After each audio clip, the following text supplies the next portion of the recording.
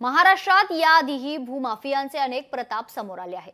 अधिकाऱ्यांना हाताशी धरून सरकारी जागा लाटण्याचे उद्योगही अनेकदा उघड झालेत। मात्र नाशिकमध्ये एक असं प्रकरण समोर आलंय ज्यामुळे मोठी खळबळ माजली।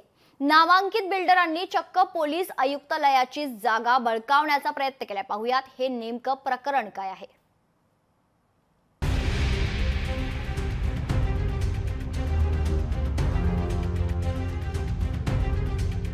पोलीस आयुक्तालयाची जागा बळकावण्याचा प्रयत्न, 21 नामांकित बिल्डरांवर गुन्हे दाखल।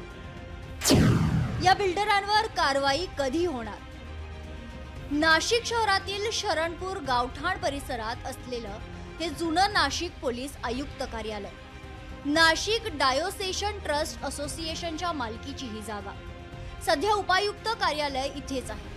याच जागेवर मुख्यमंत्र्यांनी कॉमन मॅनच्या पुतळ्याचं उद्घाटन केलं होतं। या जागेची किंमत जवळपास 300 कोटी रुपये आहे।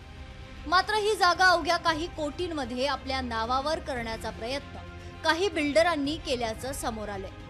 त्यामुळे 21 नामवंत बांधकाम व्यावसायिकांवर गुन्हे दाखल झालेत। आपण यासाठी आधार घेतलेला आहे भूमी अभिलेख यांच्या आदेशाचा। त्यांनी सर्व चौकशी करून ह्या संपूर्ण नोंदी रद्द केलेल्या आहेत।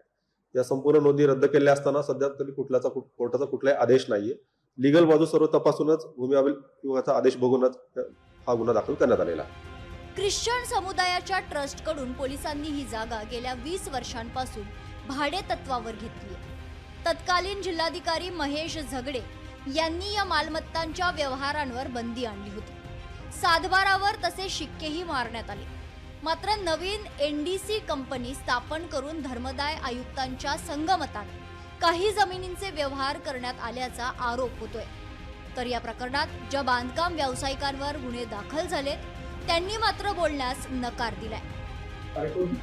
आदेश पारित केलेले आहेत आणि त्या आदेशाप्रमाणे कौन्सिल नाशिक डायोसेशन कौन्सिलचं नाव हे प्रॉपर्टी कार्डवर नसल्यामुळे सन 1945 व 1956 प्रमाणे त्या नावाच्या धारकांची नावे कायम केलेली आहेत असे आदेश पारित। 2000 सालामध्ये धर्मदाय आयुक्तांनी त्याची परवानगी दिली। त्यानंतरून त्याची खरेदी झाली होती, परंतु ती खरेदी सुद्धा चुकीची असू शकते असं प्रायमा फेसी दिसतंय। मग ट्रस्टच्या भरपूर प्रॉपर्ट्यांवरती इन्कम टॅक्स डिपार्टमेंटनी प्रॉपर्ट्या सीज केल्या होत्या, बिल्डर लोकांच्या सुद्धा।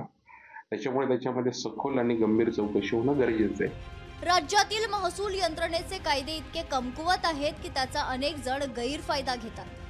त्यातच नाशिकमध्ये अधिकाऱ्यांशी संगनमत करत बांधकाम व्यावसायिक आता भूमाफिया बनले आहेत। त्यांची मजल इतकी की पोलीस खात्याच्या महत्त्वाच्या कार्यालयाच्या जागेवरच त्यांनी डोळा ठेवलाय।